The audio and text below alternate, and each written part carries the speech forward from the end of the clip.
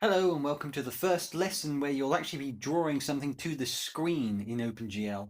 It's just going to be a simple red triangle you're going to be getting to appear, but it will teach you the very basics of one of the most important concepts of OpenGL, which is shaders. In older versions of OpenGL, you could draw things to the screen without shaders using something called immediate mode, and up until 3.3, I think it was, you could just do it using VBOs. But we're going to jump straight into the meat of it all and use shaders straight off. The first thing I want to do actually is include, this isn't to do with OpenGL itself, but I will need it for some error reporting later. So let's include string.h up there. And we're going to have to create a couple of variables first. We're going to create one called VAO of, the glue int type there, VBO, and also one I'm going to call shader. Really, you can call these whatever you want, but I think these names for now are going to be an easier system to use because they kind of explain what they're doing. Usually you would have multiple VAOs and VBOs for each object, but since we're only going to be drawing one triangle, I'm just making these global variables for now. So the first function we're going to want to create is a void called, I'll call it create triangle. A nice simple name explains what it does. There I am getting back into my Java habit, look. Okay, so before we actually create the shaders, what we're going to do is create the triangle itself. So if you haven't watched the theory lesson, a quick run through of what's going to happen is we're going to create a VAO, which is a vertex array object, and a VBO, which is a vertex buffer object. So a VAO will hold multiple VBOs and other types of buffer to define how a triangle should be drawn. For instance, the main one we'll do today is just the vertices or the locations of the vertices. So where the 3 points on the triangle are in the space that we will be seeing. Usually you would have multiple VBOs to a VAO, so one would be defining where each point is, one would be defining sort of the index of them or the color of them or the normals of them, all concepts we'll explore much later. But for now, we're just going to be having one VAO with one VBO inside it. But before we can do that, we have to actually define what the points for the triangle are going to be. So we're going to create an array of GL floats. I'll call it vertices. Let's just create the empty array here. So in here, we're just going to have the points which make up the triangle. So each point will have three values: the x, the y, and the z. The x is left to right, y is up and down, and z is forwards and backwards, like depth. And we'll need three lots of those. So we'll have 9 values in total. So the 9 values that we're going to be using are minus 1.0, minus 1, minus 1.0, 0.0. I'll explain these values in a minute. 1.0, minus 1.0, 0.0. So those are the 2 points that are going to be at the bottom of the triangle, and then the 1 point on top will be 0, 1.0, and 0.0. Nice and simple like that. So I'll just open up what we had last time just to try and explain something quickly. Again, this should have already been explained in the theory, but if you haven't watched that, oh, I need to choose that color, don't I? If you haven't watched that, then I'll do a quick overview here. So at the moment, the way it's set up, how OpenGL is set up by default is that the center of the screen is 0, 0. And then it works much like a graph you would have seen in maths before. So going up is up and down is the y-axis. So up here, it's actually set so this is 1 on the y-axis and this is minus 1 down here. On the left will be minus 1 for the x-axis. On the right will be 1 for the x-axis. And as I said, the z-axis is moving forward and backwards. So we're saying 0 for all of the z-axis because we wanted to just all be flat, basically. So this is minus 1, which will be, so minus 1 will be minus 1, will be this bottom left here.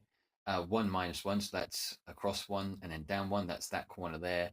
And then 0, 1 will be from the middle straight up, so that'll be there. So you'll have the 3 points making the triangle going up like that. Nice and simple triangle going on there.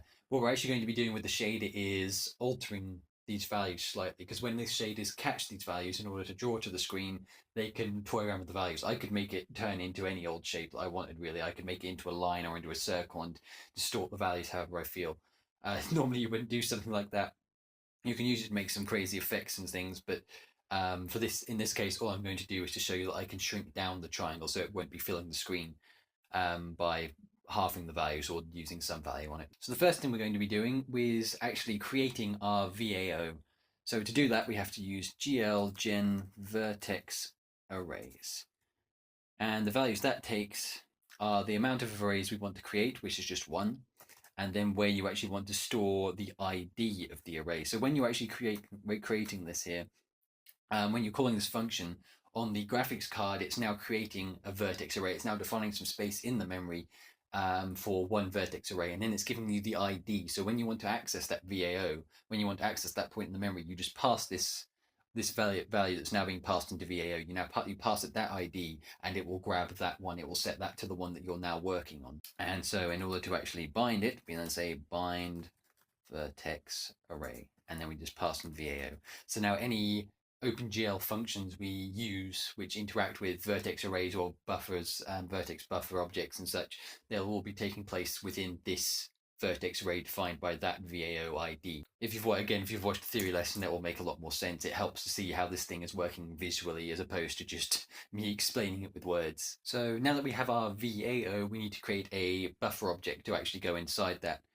So much like we did before, it's going to be GL gen buffers. And that again we just want to create one buffer, and we want to assign the ID to VBO. So it's working exactly the same way as GL gen vertex arrays. It's creating a buffer object inside that VAO, and then it's giving us the ID of it so that we can then access it. In order to actually bind this one, we use a similar system. We use GL bind buffer. There it is. And then we have to enter which buffer we actually want to bind. So the VBO actually has multiple targets that it can bind to. In this case, we want to join to the GL array buffer. And then we have to pick which buffer or what the ID of the buffer that we want to do this binding with, which is again is the VBO. Some people like to indent here, because when you're finished with all this, we will then unbind these buffers. So some people like to sort of indent here to say we're now working on this VAO, and then when they unbind the VAO, when they unbind the VAO or the VBO, they then undent it again. But I'm not going to do that. I think it looks clear enough as it is at the moment. The next thing we want to do, actually, I'll put it on this line, is connect the buffer data, so the vertices that we've just created, to the actual GL array buffer for this VBO. So to do that, we need to use the GL buffer data function. Oops. Try not to do that. And this takes, what was it, 1, 2, 3, 4 values. Okay, so the first one is much like the bind buffer. We want to pick the actual target that we're binding to. So that's GL array buffer. Next thing is the size of the data we're passing in. There's a few ways you can do this. In this case, it's okay to simply do a size of vertices, which is the name of our actual array here. Another way you can do it is because we're using the GL float, you can sort of say the size of GL float to the actual variable itself times 9. You can use this in a lot of cases. Usually if you've got your vertices stored in an object somewhere, it helps to do that, because then it keeps all of the extras off the side and gives the actual value of the actual size of the values being passed in. Because we're just using a very small, simple array here, just saying size of vertices is perfectly fine here. The next thing you need to pass in is the actual array of vertices itself, so just passing vertices there.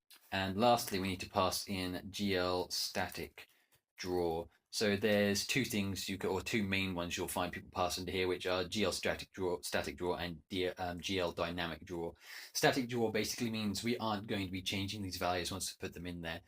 So the triangle, we'll be able to move the triangle around the screen, but we won't. Well, the odds of us actually changing where those points are, changing these values in the array, are very low. GL dynamic draw will allow you to do that, but it's a bit more complex to use. So we're sticking with GL static draw for now, which is what you'll be doing with most programs. The next function we're going to be doing is one that I have a tendency to mess up, so that'll be fun. That's the GL vertex attrib pointer function. There we go. This one takes quite a few fields. It won't make too much sense at the moment. When we write the actual shader program itself, after I've created this triangle here, it will make a lot more sense. But for now, it's probably best to just go along with the values I put in. I'll try to explain them as I go, but it probably won't make much sense until we've written the program. So the first value is the location of the attribute we're creating this pointer for. So that's just 0 in this case. When we wrote the shader program, you'll notice I put a value called layout and set it to 0. That is what this 0 is saying. That's what it's pointing to. So it's saying we want to point to that value in the shader. The size is the size of each value that's going to get passed in. So we're going to have the X, Y, and the Z. So that's 3 values. There's just going to be 3 values at a time. Next up, we have the actual type of those values, which is GL float, as you can see up here, GL float. This is if you want to normalize the values. In this case, we're not normalizing them. We just want them to go as they are, so we're going to be saying GL false there. One of the things you can do with OpenGL or with your VBOs here is you can sort of splice data together. So you could have colors and vertices in the same value. So I could have, say, one vertex here, and then the next one I could have sort of the colors for that vertice. Or for that vertex even. We're not doing that in this case. We're going to be using multiple VBOs instead. But if you were doing it that way, one of the things you could do is tell it to sort of stride across the data. So when it's drawing it, initially it would just take this value, skip 3, and then get the next value. So I could put the amount at the sort of size that I want to skip here, which would be 3 or something, or 3 times GL float, I think it would actually be. But we're not going to be doing that. We don't want to stride any value, so we're going to say 0. We just want it to be, it's all tightly packed data. We're just going to go straight to the next value. After we've done these first 3, we'll just jump on to the next value. And lastly is the offset, which is where the data starts. So when I've got these vertices, I could say start from this one if I wanted. I don't know why I would do that, but it's something you could possibly do. In this or in this case, there's no reason to do it. In some other cases, though, if you've got a lot of data in one thing and you want to only draw part of this, part of the object, then you could tell it to start from a certain point. That helps for larger objects, but again, we're just drawing a triangle. We don't need to do that. So that's how that function works. The last thing to do is GL enable vertex. That's the one I usually use. And here we want to say 0. So this is basically, as I said, with that in the shader, you will see in a moment, there is the layout which will be set to, for a certain variable which is set to 0. We're basically saying we want to enable that one's usage. So this 0 here is basically connecting to this 0. So we're saying we want to enable that one. We're enabling that actual array to work, enabling these values to be passed to that. So that's a nice simple function there. So the last 2 things we're going to want to do here are GL bind buffer again, and that's the GL array buffer, and we're going to be binding that to nothing. And then the second part is GL bind vertex array and bind that to 0. So it's basically we're undoing what we did up here. So when we said GL bind vertex array and set it to VAO, down here we're setting it to 0. So that's unbinding it essentially. This is what I said with people sometimes like to indent things. So once you've bound the vertex array, some people would like to do this, for instance, and when you've bound the buffer here, people would do this. So that way you can sort of say we're working on this buffer and this array in this section here. I'm not going to be doing that. You can do it if you want, but I find that it tends to get a bit confusing if you have particularly complex shapes being created. So I'm going to leave it as it is like this. And that's the first function of this lesson created. Got another 2 functions and 2 shaders to make. Probably going to be a bit of a long lesson. So the next bit should be quite interesting. This is creating the shader itself. Normally you would have the shaders being created in an external file, which we will be doing later. We'll be moving our shaders to external files. But just to get our first triangle drawn, we're going to be defining them as strings here and then reading directly from those strings. So the first thing we're going to do is create a vertex shader. There are 2 kinds of shader. Again, in the theory lesson, I'll explain it in more depth. The vertex shader is taking each point that you pass in. So each of these vertices here, it allows you to then do things with that. So we can move those values around, or we can just display them as is. It just allows us to modify those values and then pass them on to the fragment shader. The fragment shader is the second part, which handles what they call fragments. An easier, quicker way to explain it is it's like handling each chunk on the screen or each pixel on the screen and how each one works with these vertex values that were part of vertex values which were passed from the vertex shader. I'll try to explain as I go along, but it's probably going to be a bit complex unless you've watched the theory lesson. So we're going to be creating a static const char array, pointer even. I'm going to call it, I'll call it V shader. And that's going to be a string here. What's going on? Oh, of course, being stupid. Okay. So to handle new lines, maybe that would help a bit. There we go. So the first thing we're going to want to do, I'll format that properly later, is set the version of the shader we're using. So that's done with version 330.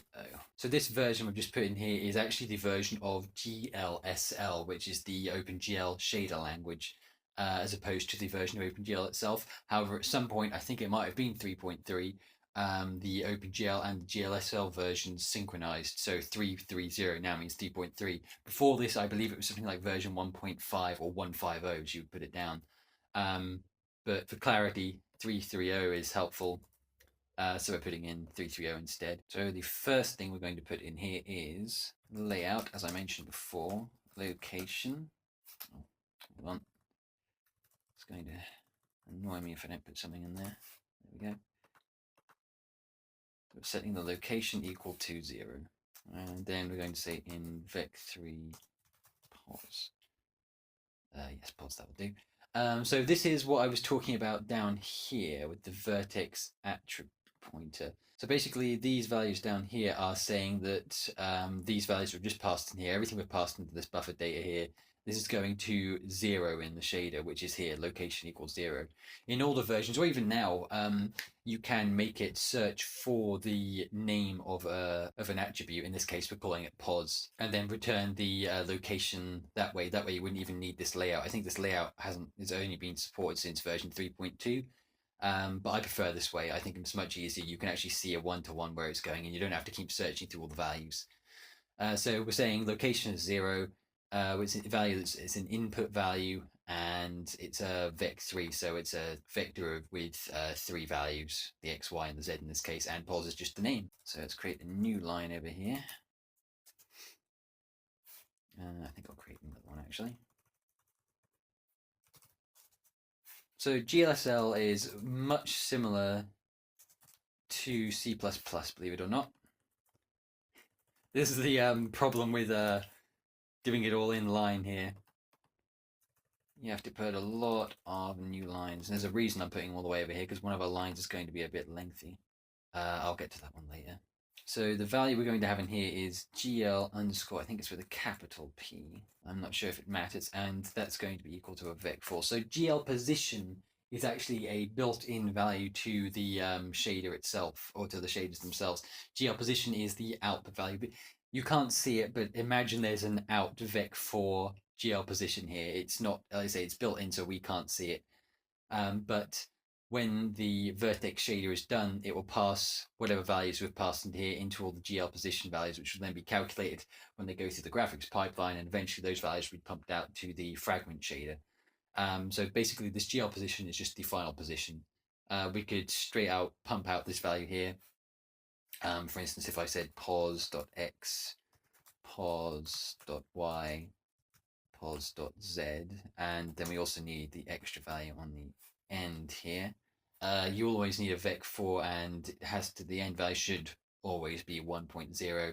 This will make more sense when we start working with matrices in the next lesson, I believe. I won't explain that right now. That'll be in a theory lesson on matrices and vector maths. But for now, just assume you always have a 1.0 at the end there. So we don't need to return anything. I'll do that, I think. We don't really need that to be there either. Let's just try and clean this up a little bit. Okay, that's nice. I think that, yeah, that's fine. So when this all gets passed through, these values will be the final position values for the vertices on the screen. So those, when I pointed out those 3 points before at the corners and at the top, it'll just pump them straight out to there. Because we want this triangle to be a bit more visible, what I'm going to show here is that you can actually modify these values in the shaders, which is one of the points of shaders. You can add all these cool effects, make things move about. The fragment shader is the one where you'll usually do more visual effects. Like sometimes in games you see, like if you're in a hot level, like heat, like a lava level or something, the screen is kind of wavy, like it looks like it looks like when you're sort of looking above a radiator or something that's giving off heat on a cold day. You can see that wavy line where the heat's distorting the air. With fragment shaders, you can cause that effect. You can sort of modify where shift all the pixels across or something and cause some crazy effects. You can do it in the vertex shader as well, but for things like that, you won't be for effects like that, you won't be using the vertex shader.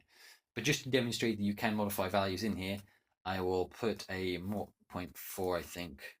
Usually people go for 0.5, but we'll be a bit different today. And we'll do a 0.5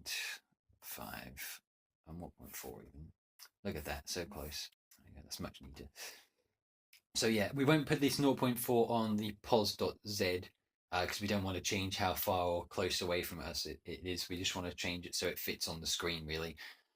So that will be giving us 0.4 of whatever values we've put in here. So that will be actually be, because we're using ones, it will just be 0.4. So all these ones, imagine them being changed to 0.4s. I will also demonstrate later on what happens when I remove these values and just leave them as they are, which should just fill the screen as explained before. So the next thing we're going to want to make is a static const char, and we'll call it f shader for fragment shader. Actually, you know what I'll do? I'll copy this across and then just modify the values. That way I won't have to keep putting all those new lines in, because most of this is going to be the same. So it's still going to be version 330. We do want to change this. We don't want to have a layout because we're not actually passing anything to this. We don't pass anything directly to the fragment shader usually. You pass it to the vertex shader, and the fragment shader picks up the results of the vertex shader, and also the geometry shader and a bunch of other shaders, but we won't go into details on those yet. They're much more advanced than what we're doing right now. So what we want here is just the out value for the colors of each pixel. So we can have out vec4 color. I don't know, I'm spelling it the American way. I'm getting used to that. The interesting thing about this is because the fragment shader only has one output usually, you don't even have to define this is the main output value here. You can, as long as you just have an out value, whatever you call this, it will assume that that is the color of the pixel on the screen. So that's perfectly fine as it is. It's a bit bizarre, but it's how it works. So the last thing we need to do is actually set the color value, and that's relatively simple. If we go down here and change this to the name of the variable we have up here on our out value, and we will set that, it's still a vec4, as I said up here, I defined a vec4. We're going to set this to 1.0, we'll make it red. I used to put that in there, I wouldn't have it in there actually. 0.0. So this isn't the X, Y, and Z as it says there at the moment. That is the RGB values. So there's red, green, blue, much like we did with the background. So now we're saying we want a fully red triangle, same as we had down here. On that note, I should probably set this to black. So I've changed GL clear color to 000 to make it fully black on the background. And that should be shaders done. We've created the shaders, but now we need to actually, or we've created the code for the shaders, but now we need to actually apply those shaders to the program. I'll just put in the comment here. Shader. Okay, make it a little bit more obvious for us. So we create the triangle. We're binding that to these programs. We haven't actually created the programs yet. This is the chunkier bit of code in the tutorial. Once we're over with this bit, it should be a bit more plain sailing. So just here, I'm going to create a new function and call it compile shaders. Doesn't take any parameters because the parameters we're going to be using are global. So the first thing we're going to be doing is actually creating the program itself. So that variable, remember we had the global variable up here, which is shader here. Much like the VAO and VBO, it stores the shader programs as IDs. The actual programs are sitting on the graphics card themselves.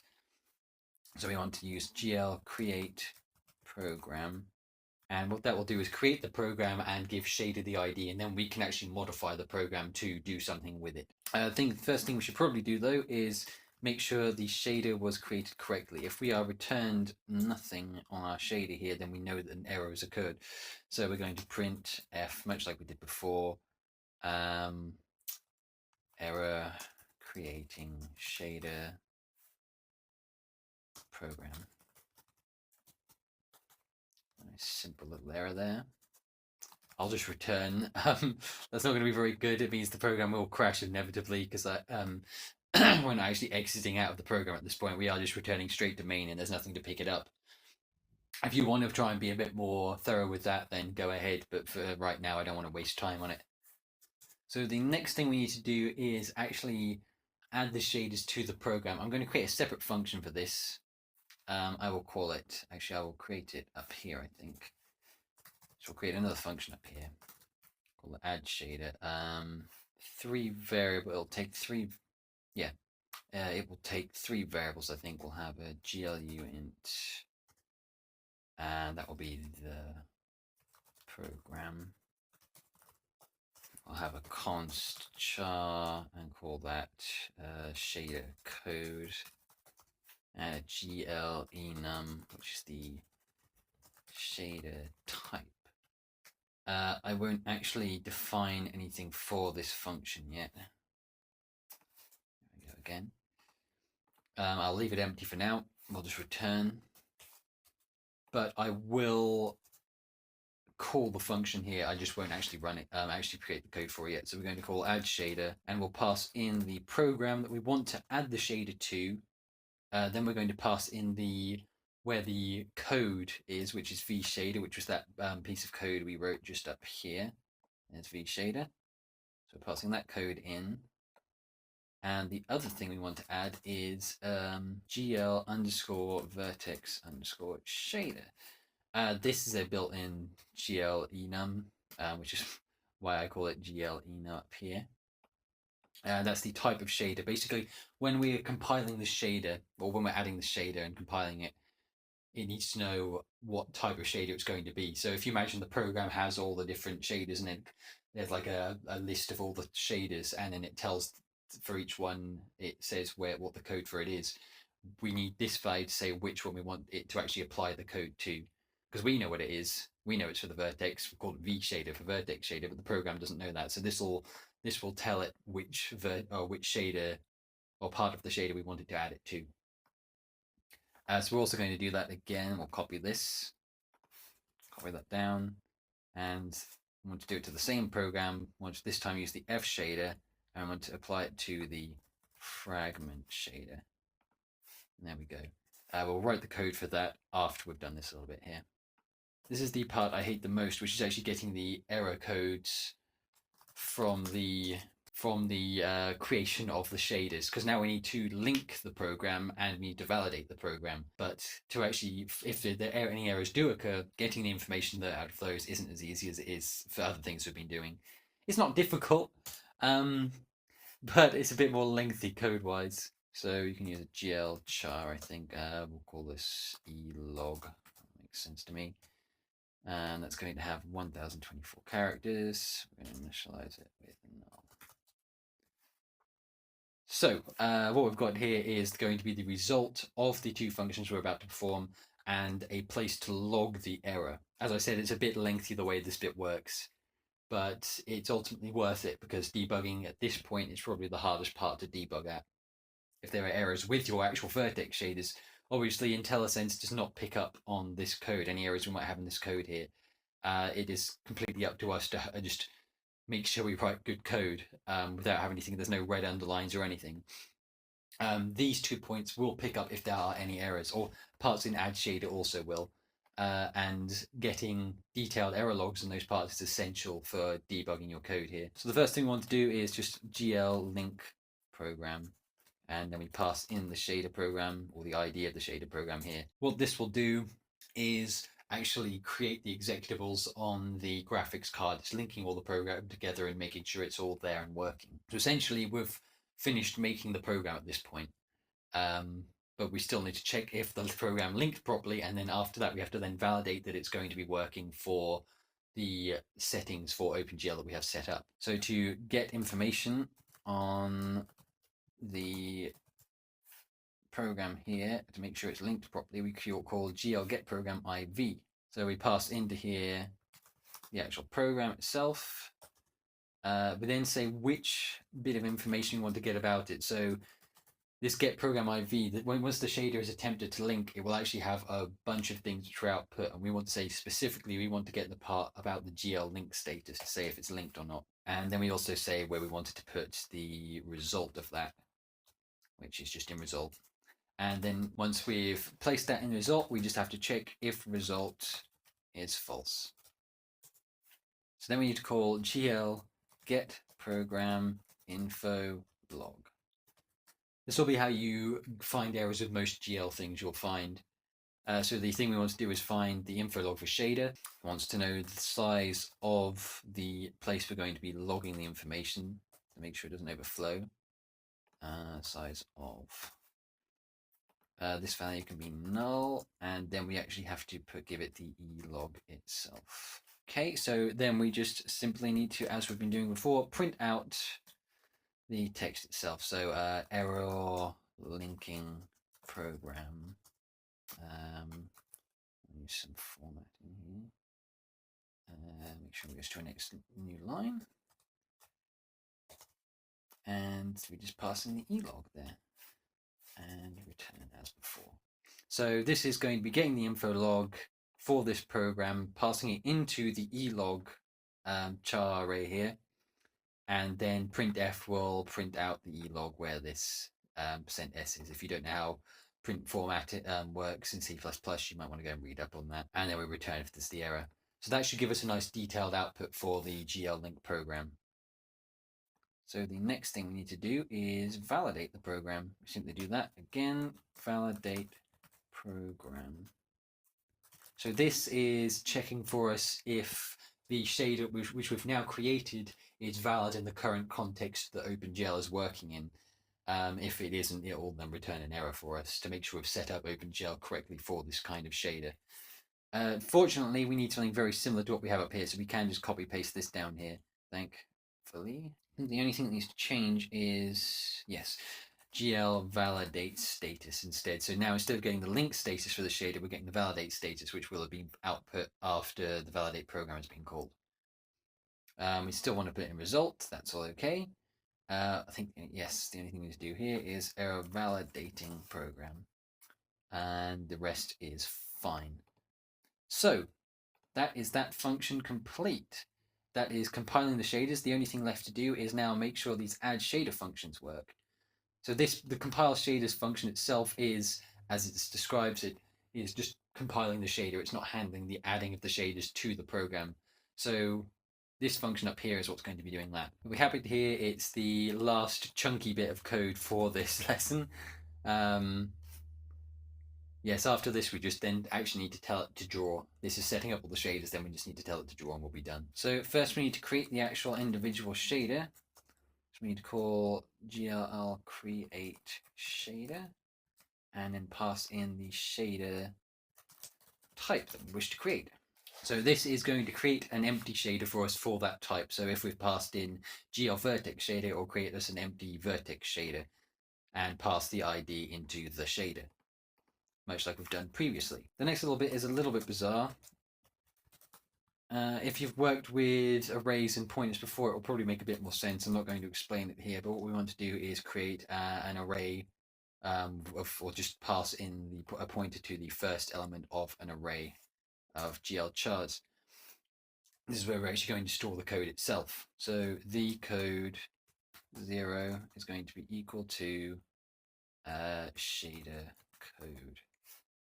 So we're passing this code into the code here, and then we're going to be able to pass a pointer directly to it. Next, it's a bit more straightforward. We're going to call it GL int code length. So it's going to hold the length of the code, as you've probably gathered.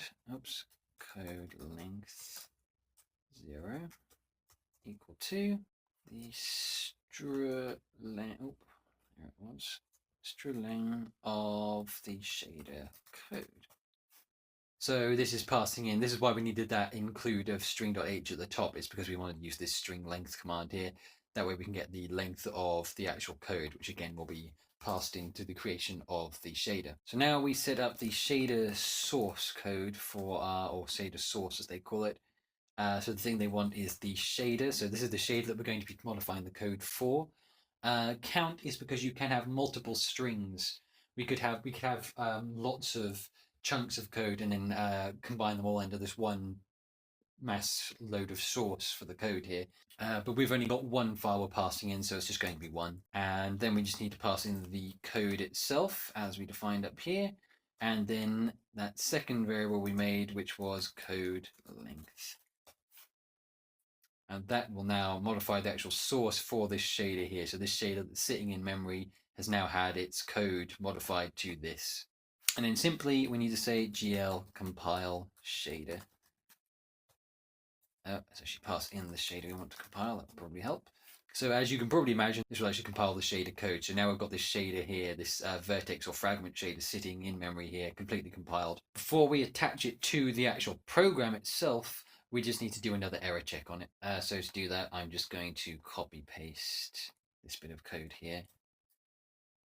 It's essentially the same. So yes, results that. We don't want GL link program. And we want this to read the shader GL compile status. So this will get the GL compile status after this compile has taken place of the shader, and put the result in result. We then check the result. We then want to get the shader info log of the shader. And something fun we can do here, we can say error compiling the, I'm going to put %d here, shader, and then after here we can place shader type. So this will actually tell us the shader type of shader. So it will say error compiling the fragment or vertex shader, and then output the actual error log itself. And if that fails, it will simply return. The last thing we need to do here is actually attach the shader. So I think I called it the program, didn't I? And the shader. Make sure it doesn't say an error. Is the program and the shader? Yep. So this is the shader here that we've just created, the one we've just compiled here. Now that it's compiled, we're attaching it to the program. So a quick rundown of what's going on here is when we call compile shaders, we will create shader, put it into that global ID there, create the program, check it for errors. Then we'll go into add shader. So we will then create the vertex shader and the fragment shader. For each of those, it will create the shader, grab the code and put that into that shader, then compile it, then add it to the program that we defined, which is just our shader here. So those two shaders are now added. Once it's added those, it will attempt to link the program, which creates the executables on the graphics card, check that for errors, and after that's done, we finally validate the program and make sure that it's actually valid for our current OpenGL context. Assuming it all is, we'll have a working shader ready. The last thing we need to do is actually call these functions, get these shaders added and the triangle created, and then call the draw functions. This bit's much easier than what we've been doing so far. You'll be happy to hear. So, where is it? Just below here, I think we'll do. We need to create our triangle. We need to compile our shaders. And here is the fun part, the actual drawing itself. So the first thing we need to do is GL use program. And we call it shader, didn't we? So this will now grab that ID that we've created after it's created the shape, compiled the shaders and everything. It's put it into that global ID, and when we say use program, it will go to the graphics card and say to use the one with the ID of shader. Because you can have multiple shaders, what you would usually do is have it switch the shaders in and out. So you would have sort of a bunch of things which are all drawn with one shader, draw them all, and then unassign the shader. In this case, I'm just going to be unassigning it after every single draw. Just for simplicity. So again, down here, I'm going to just close it off here and say use program 0. So that's unassigning the shader there. And again, if you want to indent here, you can. I'm not going to. I will leave some space though. So inside this little gap here, it will be using the program shader. So everything I use in there will be using that shader. So as we did before, we want to bind the vertex array. And the vertex array was VAO, if you recall from the top. So we're binding that now. We're now saying we're working with this VAO. And just like I've done with the use program, I'm going to say GL bind vertex array 0. So in here, we're saying we're using this shader, we're using this VAO, and then we're doing whatever we want to do with it there. And then we're unbinding those two and exiting out of that. And the last thing we need to do is simply say GL draw arrays. There it is. So the first thing we need to pass in is the mode we're doing it in. So we're going to be using GL triangles. So this will basically be, you can have GL lines. So if I said lines, those 3 points, it would simply draw as lines and not color in the middle of the triangle. If I say GL triangles, it's going to be assuming it's that each set of 3 coordinates is something that needs to be filled in the middle and treat them actually as triangles. There's a bunch of modes. I'll be talking about them later, but for now we're just using GL triangles. The first value we need to pass in is 0. That's the first part, like where in the array should we start. So we want to start with the very first value, which is the first point on the triangle, and then say the amount of points we want to draw, which in this case is 3. We want to draw 3 points because there are 3 points in the triangle. Normally for each object, you would sort of store how many points there are in that object, and then call that there. If you had multiple objects stored in one VAO, you could sort of start from a different point and end at a different point. It keeps things a bit more compact. But again, in this case, we're doing it nice and simple, and this should work how it is. So if you actually tried to run that code before I did, you'll have noticed that the program didn't quite work how we wanted it to. It came out with I'll show it actually, as a large white triangles coming out. Really simple fix as well. Yeah, this is what I'm getting at the moment, and as we can see, we're getting some errors up here saying error compiling that number shader, which means that it's coming from this line here. It's really stupid as well. It should have been GL get shader program, or shader IV even. It's my bad. That's what I get for copy pasting, I guess. But if you try and run it now, if you change that to get shader IV, run that, we get our red triangle. As I said, these points, they're not at the edges. They're now 0.4 away from what they're, or 0.4 of the value they should be. If I close this and go up to here and change or get rid of these 0.4 values here, yes, that one there, and then run that, you'll see we get a large red triangle, much like our white one from 4, because the shaded wasn't being used properly. And yeah, so basically this is because now it's giving the actual values. So up here we have the, what would it be, 0, 1. Down here we have the -1, -1. Over here we have the 1, -1. When we have those 0.4 values in, it's shrinking those values down. So now instead of having 0, 1, we're having 0, 0, 0.4, which is about here. Well, keep those values in because it makes it a lot easier to look at the triangle. But that just kind of demonstrates how you can use shaders to now you can use shaders to modify values, and in the fragment shader you can also sort of modify things here, make it output values there. You can toy around with that for now if you want, see if you can get some understanding with GLSL and some of the fun functions there. But it's using the fragment shader here that later on when we get to lighting we'll be using that. But first we're going to be understanding how to move things about on the screen using things such as GL transform, or not GL transform, but using the transforms for OpenGL. For that, we will most likely be using the library known as GLM, which allows us to do some matrix mathematics to move things around. We'll get to that in the next set of lessons. But for now, here you have your red triangle. Feel free to play around with that. And that is our first lesson. We've actually drawn something to the screen. That is the very fundamentals of OpenGL. Well done. I'll see you in the next video.